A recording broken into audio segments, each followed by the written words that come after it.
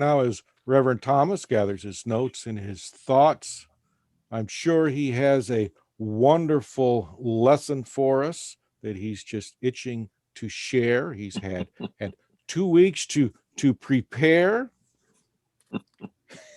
At Thank you least for that intro, Reverend Philip. we have a smile to begin with. That's always a good thing.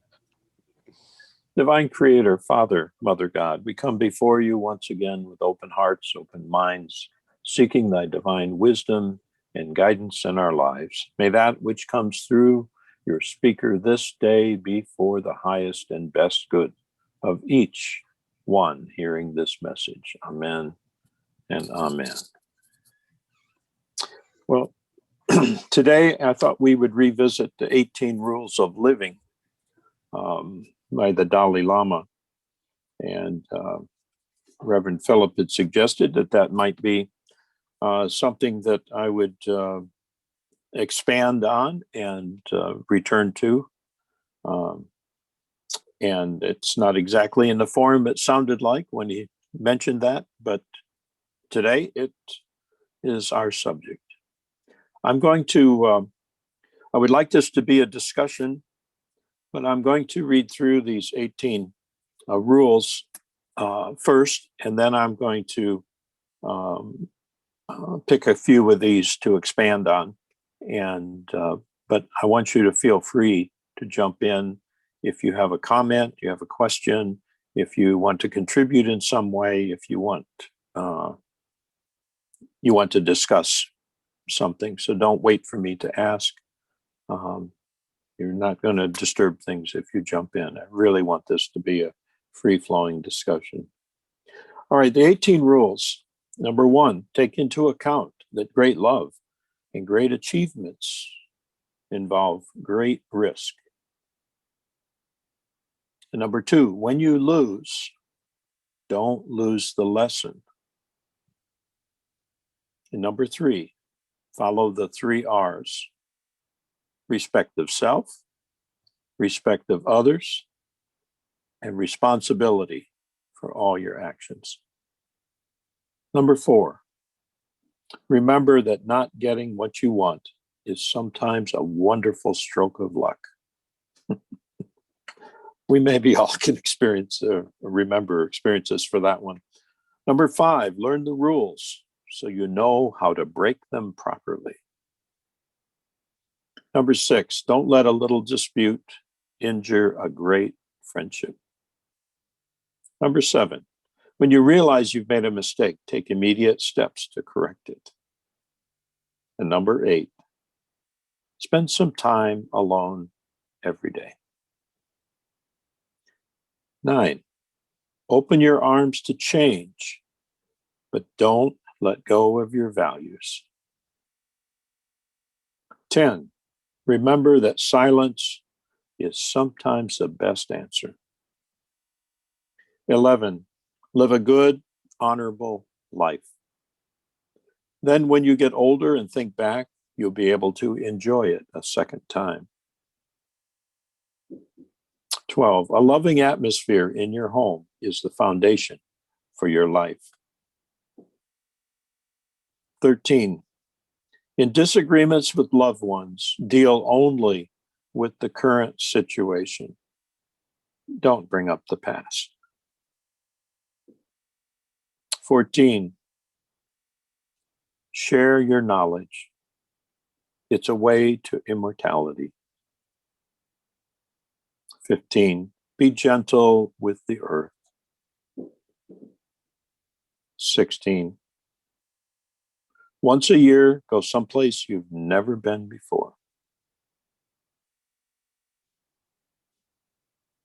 17, remember that the best relationship is one in which your love for each other exceeds your need for each other.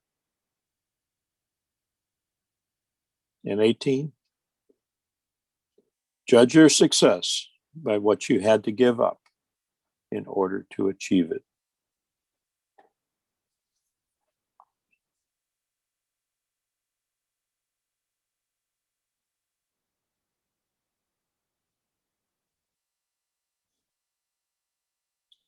Number 3, follow the 3 R's.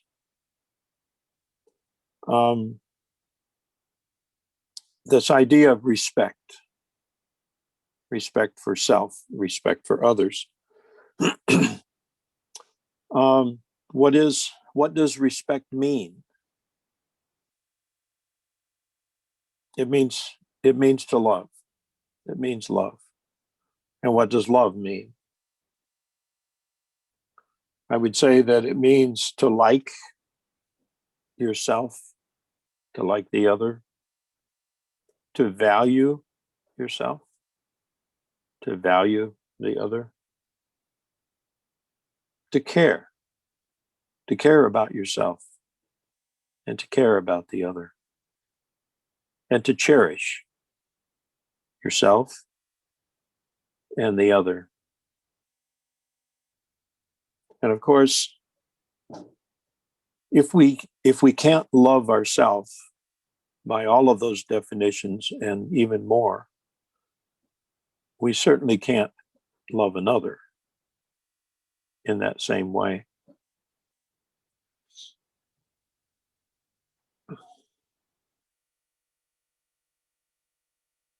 And the responsibility is our empowerment. We are either going to give power to something or someone else when a mistake is made, or when we succeed, or we retain responsibility for that.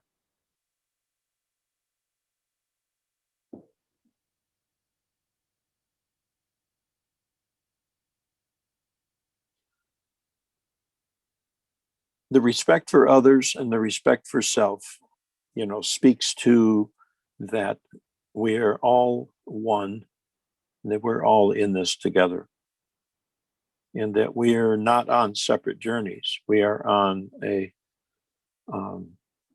mutual journey, and we're all going to make it, or we're all not going to not make it. And that's an overriding theme that I feel we need to be reminded of regularly, because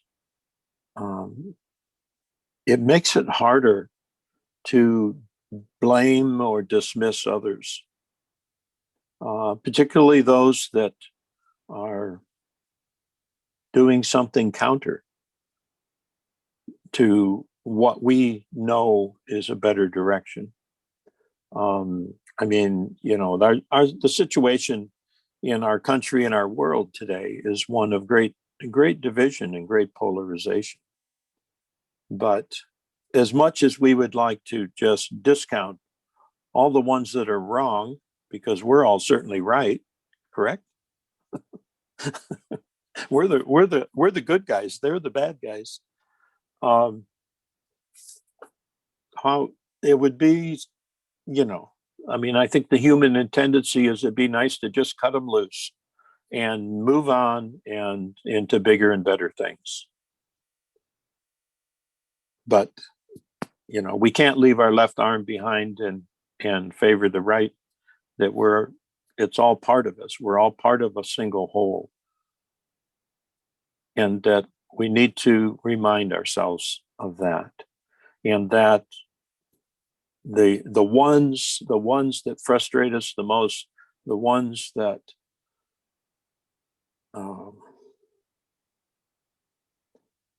your thoughts are not very charitable about, are the ones we need to pray for the most. We don't have to agree with what they're doing, but we need to be aware of the energy that we're putting forth in regards to that situation. Every situation is a reflection of something going on within us, and we need to retain that part of it too, or remember that part of it, because that may end up being the most beneficial part of that relationship, is what it tells me about myself. And sometimes the thing that just irritates us the most is the thing we need to pay the most attention to.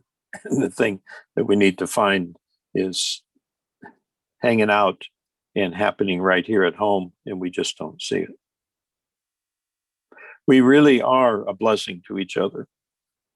And just like siblings in a family, things are not always things are not always smooth. Sometimes it's rough and tumble. Sometimes you're at each other's throat, but we are all in this together. The number 4, remember, not getting what you want is sometimes a wonderful stroke of luck. We might all be able to relate to this. A memory from my childhood that I'm certainly not very proud of, but kind of expresses this. I remember being a young boy, and my younger brother is almost 4 years my junior. So he would have been 4-ish, 5-ish, probably about this time, maybe. And we were I think at my uncle's farm, and we were out in the field. And I thought it would be funny to get him to pee on the electric fence. Well, fortunately, little Timmy was a little too short, and he couldn't quite get the stream high enough to engage the fence. And I will forever be grateful that there was some wonderful luck that day, because not only would it be very bad for Tim, but it could have been very, even lethal. I don't know. It's not something that you should do, but so sometimes we get lucky, and we need to be aware of that. I think I shared once before about during my time in Arabia, and I'll make this a very brief overview because I think I shared it in detail. That when I first married, brought my wife back over there, and we were looking forward to Thanksgiving with other people from the United States and Canada that celebrate that. And we were planning for months, and people would bring cans of cranberry and that. And the hospital where my wife worked had flown in special frozen turkeys so everyone could have a turkey. And it was the first little piece of home that we could do to celebrate with other people from our land and traditions, and we were so looking for it. But we had needed repairs for the Land Cruiser, as I hit a big camel and killed it, bringing my young bride into the country. That's another story. But so we traveled up to Amman, Jordan, in order to get to the Toyota dealership and to get the parts that we needed. We needed a door, and we needed some other parts for the Land Cruiser. And the dealership was closed for a holiday. So we ended up having to stay through Thanksgiving up there in a hotel away from, and miss out on this thing that we had looked forward to. It's this little piece of home. But that was replaced with the most memorable and the best Thanksgiving dinner that I've ever had in my life, because the manager of the hotel invited us to a private dinner with his American wife and children and his brother. And after they closed down the dining room, and his whole wait staff waited on his hand and foot. It was like royalty, and he had all of the traditional, turkey and trimmings and cranberry and dressing and everything, because he was trying to make this meal for his American wife. And we didn't our plans didn't work out, and it was replaced with something better.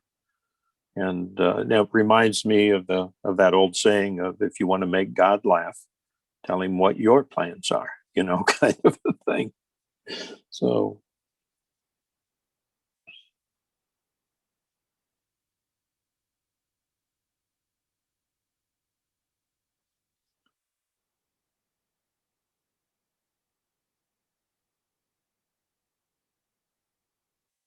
let's jump to number 8.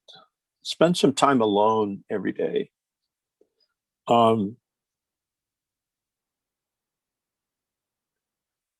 most of us have engaged in meditation and those kinds of things for a long time. So we're probably well past the difficulties that people have when they first start doing that. But the struggle is to be alone with yourself. And it is one of the ways that we test, or we can test, just how comfortable we are in our own skin, just how much cleanup work that we have done, how much is still hanging out there to be healed and forgiven and let go of. And you will confront those things in your quiet moments in your meditations. It's a wonderful thing when a meditation can be a respite from what's going on, a way to recharge the batteries, a pleasant experience to tap into that world.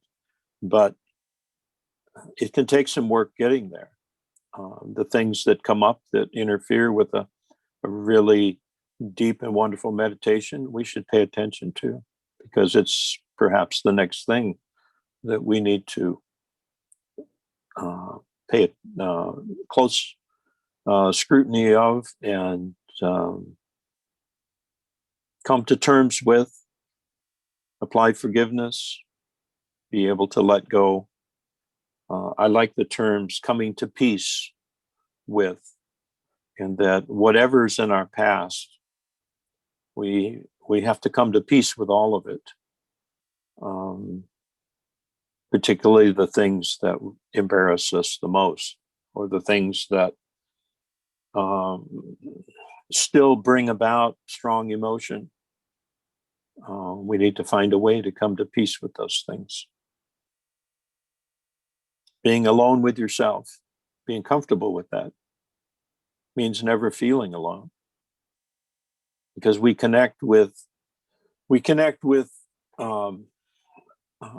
the all. We connect with the whole. I feel like it is a sensation of feeling part of the whole, and not feeling so separate. And it's a way, as we get deep into a meditation, you're unaware of the body at all, and you're entering a realm where things are all interconnected. And that's a wonderful experience. But it's a good reminder to bring back to consciousness that we are all connected. And in our waking times, it's not so obvious.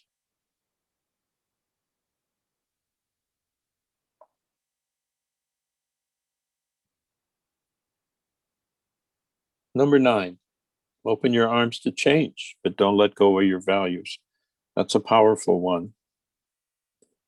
The only true constant is change. Change is life. Change is creation unfolding. Nothing is stagnant. Nothing stays precisely the same. A big granite boulder may look the same every time you look at it, but there are microscopic changes going on. And if you could fast forward the film 1,000,000 years, it may crumble away to nothing.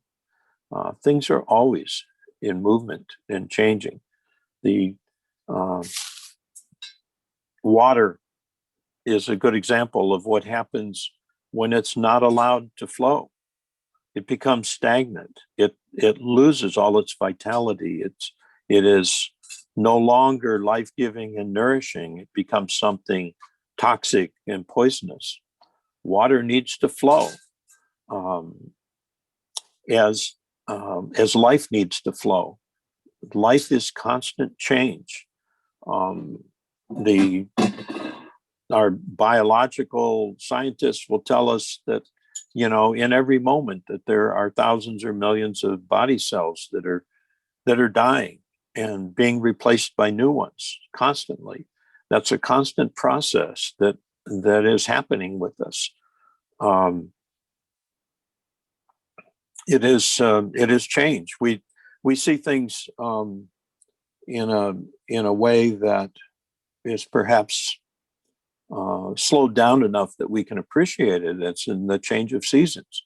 We watch the cycles of the sun as the sun, the Earth's relationship to the sun changes to create our seasons. We're all probably happily greeting the sun and seeing more of it every day than we were. It had been getting dark so early and staying dark so long for a long time. And now that the spring is approaching, that the sunshine is there. And very soon we're going to begin to see the crocus and the daffodils and the early flowers begin to really, you know, poke their colorful heads out and give us a hint of what's coming. That we've all lived through many of these cycles, and we recognize what it is and we look forward to it. But new things will grow, and in the fall they will die, and the cycle continues. Life is change. It is the only constant. The difficulties that we have tend to come when we are resisting change. And life today is not exactly like it was yesterday. And we make new decisions today. That's that living in the moment. We exist in eternity, but we make decisions and we live in the moment. It's a good reminder of that.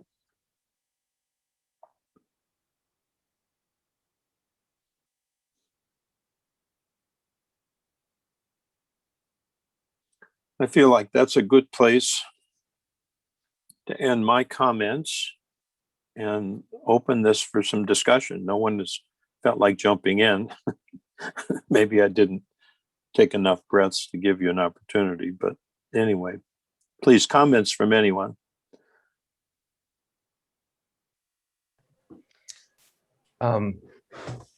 So on the number 3, where you were talking about responsibility for all your actions, it reminded me of something that I had read and learned recently about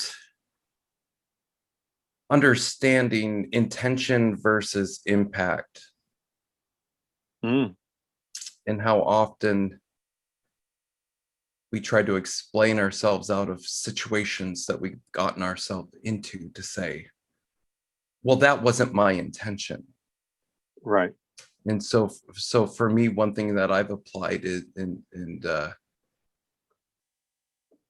attempt to integrate is that when something does go wrong, that I focus on taking responsibility for the outcome, to hear how I was received, and to make right that which didn't go as planned. Right. Very, very important point.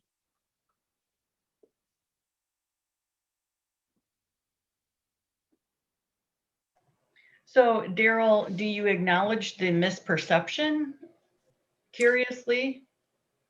Not necessarily. This is interesting because I like to focus on outcome versus blame. For example, if somebody brings to my attention that they're upset or they're offended or they were put off by the experience, then I acknowledge that they were put off by the experience. And then I put forth, I don't say, like, my apology is more of the commitment to immediate action with a level of compassion and acceptance and understanding that would be received by the other person. So if they're interested in moving forward, then we find that immediate forgiveness and forgetting and moving on versus dwelling on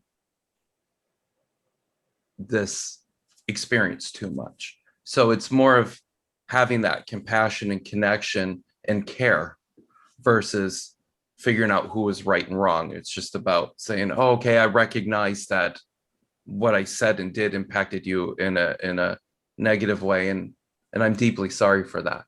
So let's go ahead and, you know, maybe I'll give them an opportunity to share with me a little bit more about their story until they get to a place where they're ready to move forward. And I just listen and take it all in to understand that that was their experience, and then redirect towards, okay, well, what do we want to do? What do we want to have happen? And that's where we start focusing and moving into. So hope that helps. Yeah, I was just curious because a lot of people do a two-part, acknowledgement of feelings, and then this was, that wasn't my intention, and kind of a trying to clear up misperceptions. So I was curious what it would look like otherwise. Yeah, I found that sometimes getting caught into the explaining of intention isn't what the other person needs to hear. I find that once I acknowledge their feelings and then focus more on, well, getting back true to what is the outcome, what is the the purpose and meaning, and actually collaborating where it's not me offering, here's my suggestion. It becomes more of an opportunity to connect. And then there's magic that happens in that moment, to be felt, to be understood, and to be okay with the awkward silence. And then that commitment and connection and that desire to be able to move forward hand in hand, versus the egoic posturing of who was right and who was wrong, getting out of that winner loser kind of battle and more into this oneness. I find that, in the true essence of that,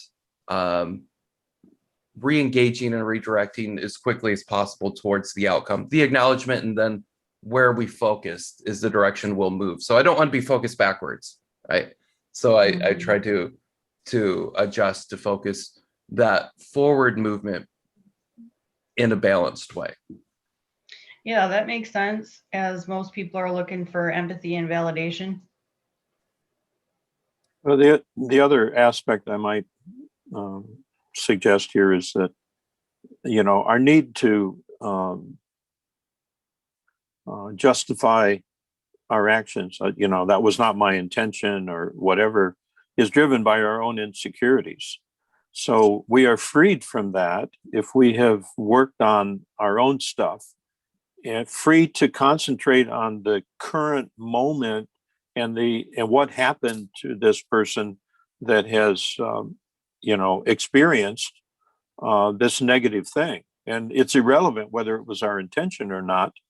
And that's powerful there, Daryl, that you can focus just on the need of the moment. And I would describe this as bringing love into a situation where love was not experienced. And we'll go back to that as so we can see a situation where that's in action, regardless of why they experienced that. That's the experience is valid. It's their experience. You can't argue with that. And so it's in a situation of hurt is absent love. doing something in a loving, caring way changes that, transforms it, solves it, resolves it, brings peace to that situation. That's excellent, Daryl. Thank you.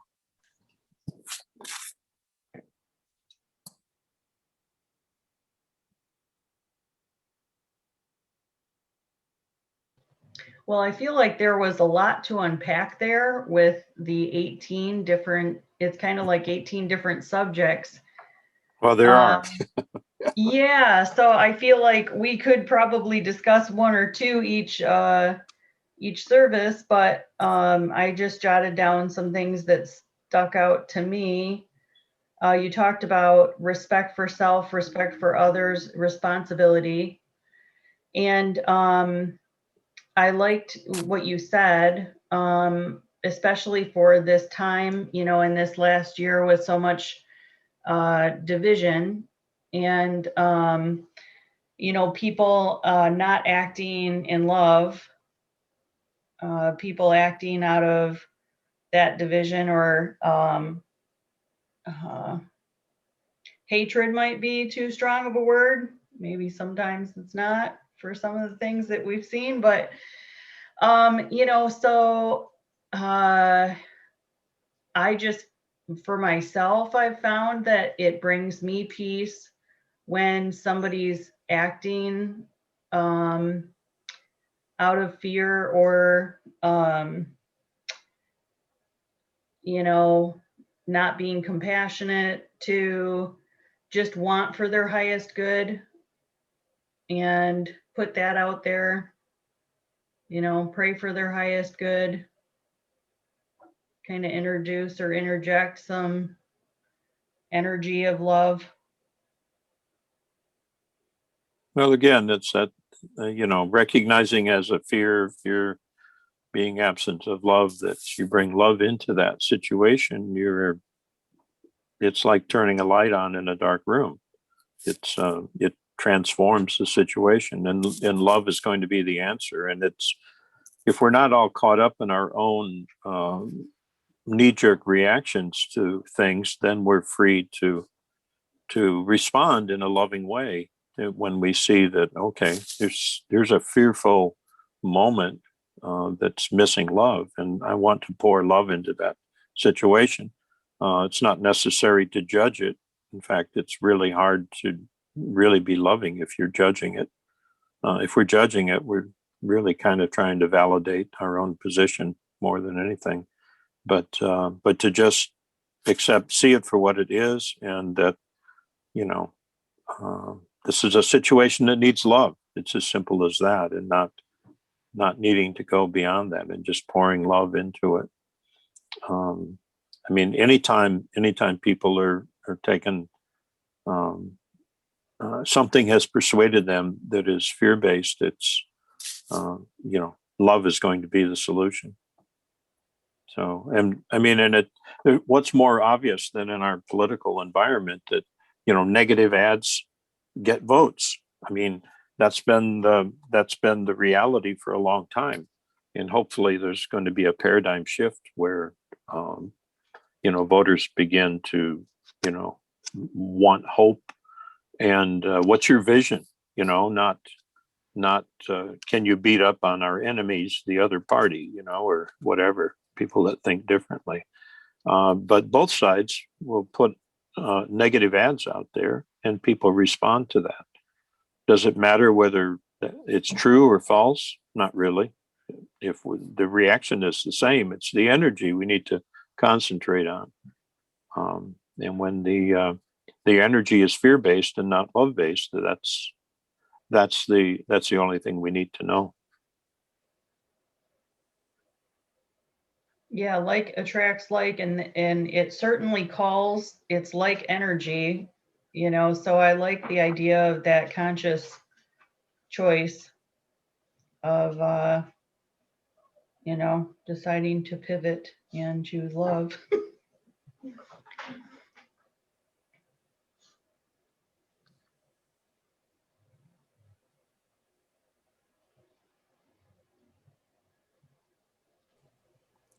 there any other comments? Oh, I'd like to make a connection with the very first one to the one about change, which is risk. The value of risk it's an important lesson, something I learned. I do a lot of investing, and when you're investing in the markets, there's risk involved, and it taught me a huge lesson with the idea of risk and change. When you bring those two together, allowing changes to take place, that's risk involved in with that, because the changes that occur, they may not be in your favor. At the same time, they may be beneficial and we don't recognize it as such, because we're in the experience, in the moment. And with experience, while experiencing the change, we don't have the opportunity to reflect on the change because we're caught up in it. But later, when we reflect on the experience, on the change that occurred, that's where we can observe the value of risk, allowing that particular change to occur. And from that, we can learn from that if we want to tweak the next change coming up, because who's in control of your life? You are. And risk, again, there's that risk there. Do I really want to tweak this a little bit? Then there comes, oh God, if I tweak this, then I've got to be responsible for that. Do I want to be responsible for tweaking this if it doesn't go my way? And then you've got all these other 18 of them that just kind of start filing through natural laws. They just kind of creep in there and you don't realize it. So I like the very first one, which deals with risk. Risk it's a very valuable.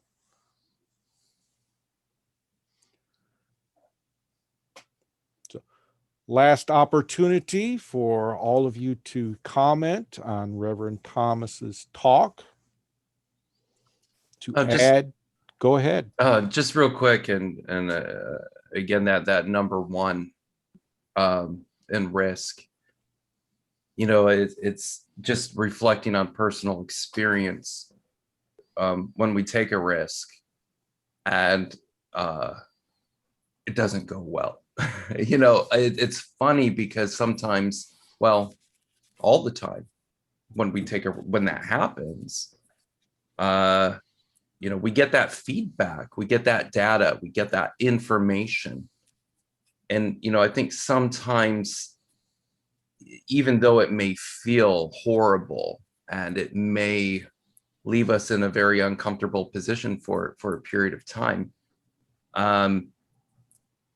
it also opens up opportunity, and sometimes as we differentiate ourselves, or, if we take a risk and it alienates ourselves, let's say from a group or from a person, it may actually lead to new people coming in and new groups, as far as like as the path winds and as we go through.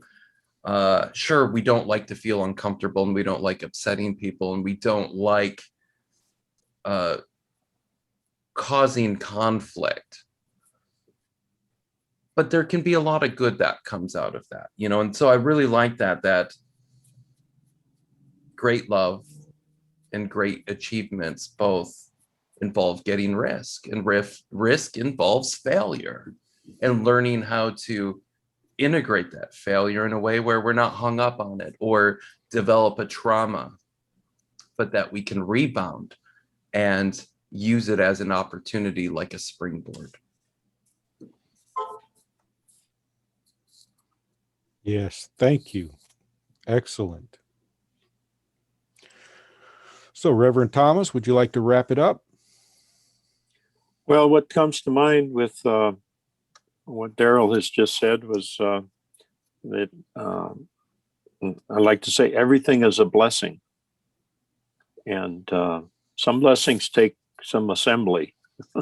It takes some work to discover that it is a blessing, but everything is a blessing ultimately. And I find that a valuable way to approach things. And when you, with your contribution, Reverend Philip, in my years as working as an engineer, we had a saying, I'll clean it up a little bit here, but when you're up to your backside in alligators, it is often difficult to recall that your original objective was to drain the swamp. And that's true of life as it is for engineering projects. But anyway, thank you all for this. And I think we can leave it there. We've gone a little bit long, but hopefully it was a good discussion. Thank you. Thank you. God bless.